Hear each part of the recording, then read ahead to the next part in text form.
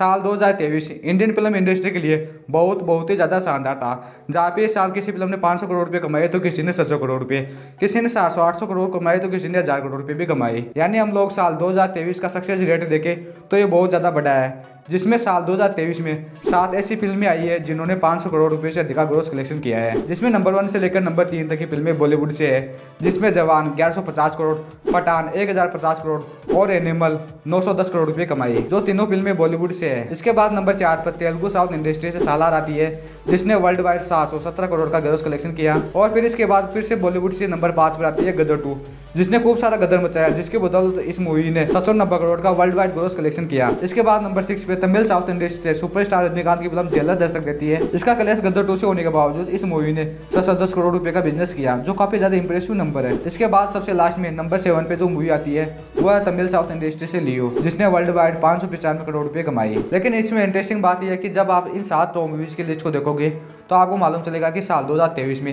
Indian film industry ने कितना बड़ा सक्सेस अचीव किया, जिसमें अगर इन 7 फिल्मों के बॉक्स ऑफिस कलेक्शन को मिला दिया जाए तो ये अमाउंट निकल के आता है 5127 करोड़ रुपए का, जो इंडियन फिल्म इंडस्ट्री के इतिहास का अब तक का सबसे बड़ा अमाउंट है। और आपको पता है इससे भी ज़्यादा इंटरेस्टिंग बात क्या है, वह है बॉलीवुड का डोमिनेट। अक्सर बॉलीवुड को गालियाँ दी जाती है कि ये बेकार फिल्में बनाने लगा है, ये रीमेक पे रीमेक बनाता है, ये किसी की भी कॉपी कर लेता है। मगर साल 2023 में बॉलीवुड अपने मूवी से हर किसी का मुंह बंद कर चुका है, जिसमें 7 टॉप मूवीज है, उसमें नंबर 1, नंबर 2 और नंबर 3 पे बॉलीवुड से मूवी आती है, और नंबर 4 के बाद नंबर 5 पे फिर से बॉलीवुड से गदर 2 आती है, जिसमें अगर इन चारों बॉलीवुड मूवीज के बॉक्स ऑफिस के कलेक्शन को मिला दिया जाए तो इन चारों मूवीज ने वर्ल्ड वाइड 3800 करोड़ रुपए का बिजनेस किया। वहीं पे इस लिस्ट में 3 फिल्में साउथ इंडस्ट्री से आती है, जिसके बॉक्स ऑफिस कलेक्शन को अगर मिला दिया जाए तो ये अमाउंट आता है 1922 करोड़ रुपए का। यानी आप डिफरेंस आप देख सकते हैं कि साल 2023 में बॉलीवुड साउथ इंडस्ट्री से कितना आगे था। 3800 करोड़, उसके सामने 2200 करोड़, लगभग डबल रुपए का बिजनेस किया बॉलीवुड ने साउथ इंडस्ट्री से, जो बताता है कि बॉलीवुड आज भी कितने बड़े मार्केट को कवर करती है और ये अपने आप में कितना ज्यादा पोटेंशियल रखता है। तो साल 2023 के बाद को साइड में रखे,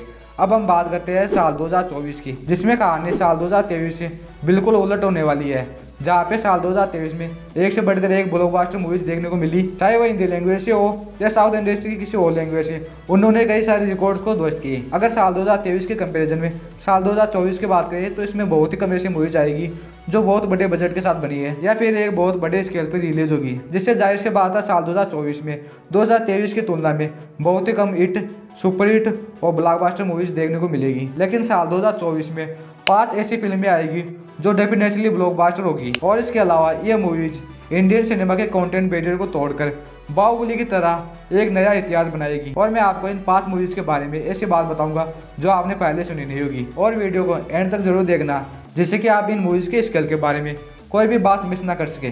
तो जिसमें नंबर 5 पर हमारी मूवी आती है वह है तांगला, जो एक बहुत बड़े बजट के साथ बनी है।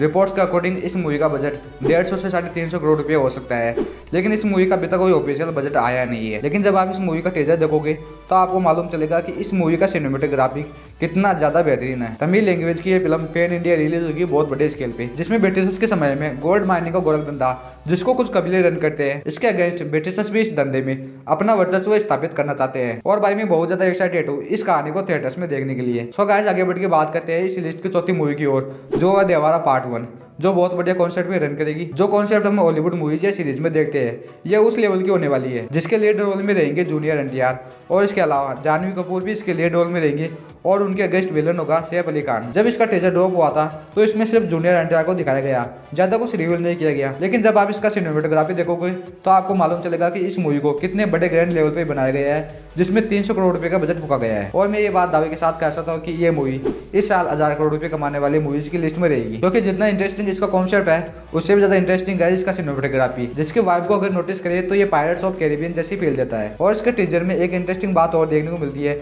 जो है इसका कलर ग्रेडिंग, क्योंकि पूरा का पूरा टीजर अंधेरा गया है, लेकिन अंधेरे में भी पायरेट्स के दौरान जो खून के फव्वारे निकलते हैं उनको क्लियर देखा जा सकता है। यानी इन चीज़ों को काफ़ी ज़्यादा हाईलाइट किया गया है, जो किसी को अजीब लग सकती है। सो अब देखना ये है कि ये चीज़ मूवी की फेवर में जाएगी या फिर मूवी के अगेंस्ट जाएगी। तो दोस्तों अब आगे बढ़ के इस लिस्ट की तीसरी मूवी की बात करते हैं, जो है सुपरस्टार सूर्य की कंगुआ, जिसको 350 करोड़ रुपए के बजट में बनाया गया है, और जिसको देवारा पार्ट 1 से भी ज़्यादा बड़े स्केल पे बनाया गया है। और कंगुआ वह इतिहास बना सकती है जो आज तक किसी भी इंडियन मूवी ने नहीं बनाया है। वह यह है कि कंगवा ऐसी पहली इंडियन फिल्म होगी जिसको स्पेशली 10 लैंग्वेज में डब करके ग्लोबली यानी वर्ल्ड वाइड रिलीज किया जाएगा और इसको इंग्लिश में भी डब करके यूएस, कनाडा, ऑस्ट्रेलिया जैसे देशों में रिलीज किया जाएगा। और फिल्म मेकर्स का इस मूवी को ग्लोबली रिलीज करने का फॉर्मूला काम कर जाता है तो ये मूवी 1500 करोड़ रुपए क्या 3 से 4000 करोड़ रुपए भी कमा सकती है। और इसके साथ साथ इंडियन फिल्मों को वर्ल्ड वाइड रिलीज कराने का रास्ता भी खुल जाएगा, जिससे बाहुबली के बाद इंडियन मूवीज को ग्लोबली ऑडियंस से जो रिस्पॉन्स मिला है वो इसके बाद और ज़्यादा हो जाएगा। सो दोस्तों, अब आगे बढ़कर इस लिस्ट की दूसरी और पहली मूवी की बात करते हैं, जिसके लिए मैं पर्सनली काफ़ी ज़्यादा एक्साइटेड हूँ, जिसमें हमारी लिस्ट की दूसरी नंबर की मूवी आती है पुष्पा द रूल।